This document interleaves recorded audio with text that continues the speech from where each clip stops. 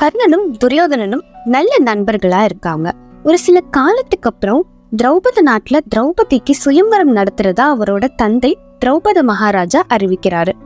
அதுல துரியோதனனும் கலந்துக்கிறாரு. துரியோதனனுக்கு துணையா கர்ணனும் அங்க போயிருக்காரு. அந்த சமயத்துல திரௌபதியின் அண்ணனான திருஷ்டத்யுமன் ஒரு அம்ப வான் நோக்கி எய்து போட்டியோட விதிகளை சொல்ல ஆரம்பிக்கிறாரு. அவர் எய்த அம்பு வான் திரையை கிழிச்சு ஒரு மீனோட உருவத்தை காட்டுது. அந்த மீன் ஒரே இடத்துல இல்லாம வேகமா அங்கேயும் இங்கேயும் அசைஞ்சிட்டு இருக்கு. அந்த மீனோட பிரதிபலிப்பு கீழே இருக்கிற ஒரு குட்டையில தண்ணி மேல தெரியுது. அந்த பிரதிபலிப்பை வச்சு அந்த மீனோட கண்ணை சரியா வில்லால தாக்கணும். அதுதான் அந்த போட்டியோட விதி. இந்த போட்டியில ஜெயிக்கிறவங்களுக்கு தான் பேரழகியான அவ்வியுதித்த திரௌபதியை திருமணம் செய்து கொடுப்போம்னு சொல்லி அறிவிக்கிறாங்க. இந்த போட்டியின் விதிகளை கேட்டதும் துரியோதனனுக்கு உள்ளுக்குள்ள குழப்பம் ஏற்படுது. தன்னால இது முடியாதுன்னு நினைச்சு பயப்படுறாரு. அந்த சமயத்துல துரியோதனனின் தாய் மாமனான சகுனி கர்ணன் கிட்ட இதுக்காக உதவி கேட்க சொல்லி துரியோதனனை தூண்டி விடுறாரு.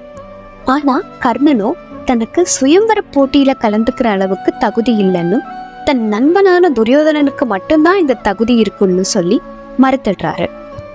அதுக்கு சகுனியோ ரொம்ப தந்திரமா கர்ணன் கிட்ட, நீ திரௌபதியை திருமணம் செஞ்சுக்க வேண்டாம், நீ அஸ்தினாபுரத்தோட சார்பா இளவரசர் துரியோதனனுக்காக போட்டியிடு, போட்டியில ஜெயிச்சதும் துரியோதனன் திரௌபதியை திருமணம் செஞ்சுக்குவாரு அப்படின்னு சொல்லி வேண்டி கேட்டுக்கிறாரு.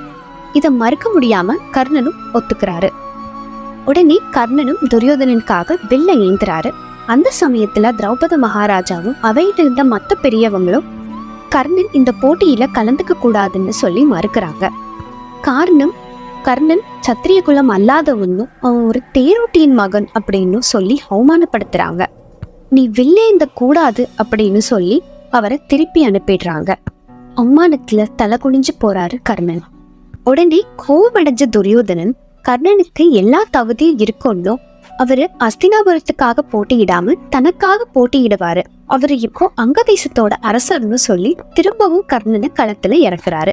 உடனே கர்ணனும் மறுபடியும் இலக்க தாக்குறதுக்கு தயாராகிறாரு. அந்த சமயத்துல திரௌபதி குறுக்கிடுறாங்க. திரௌபதிக்கு பாண்டவரான அர்ஜுனரை திருமணம் செஞ்சுக்கிறது தான் விருப்பம்.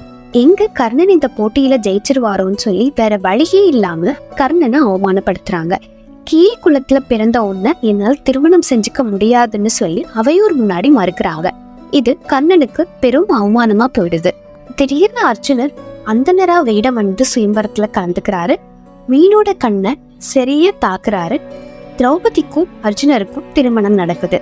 அர்ஜுனர் சத்திரியனா இருந்ததுக்கு அப்புறமும் ஏன் எங்க சுயம்பரத்துல முறையா கலந்துக்கல, எப்படி திடீர்னு வந்தாருங்கிறத பின்வரும் கதைகள்ல பார்க்கலாம்.